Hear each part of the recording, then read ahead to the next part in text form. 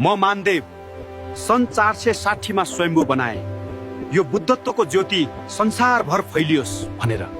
म सुपुष्पदेव झण्डै 1600 वर्ष अघि पशुपतिनाथ पुनर्निर्माण गरे। शिवको कृपा सदैव नेपालमा रहोस्। म ज्याज्या आफ्ना छोराहरूसँग बौद्धनाथ बनाए।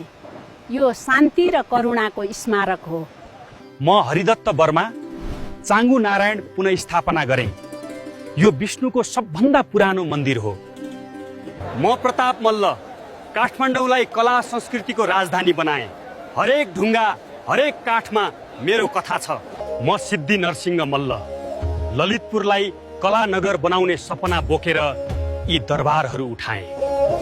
म भूपतिन्द्र मल्ल भक्तपुरलाई देवताहरू बास गर्ने सहर बनाए। यो नेतपोल मन्दिर मसँगै उठेको गर्व हो। भूकम्पले होइन, समयले पनि यसलाई ढाल्न सकेन। म भीमसेन थापा धरोहरा बनाए। नेपालले आकाश छुन सक्छ भनेर देखाउन। हामी काठका सिपालु एउटै रुखबाट काष्ठमण्डप उठायौं।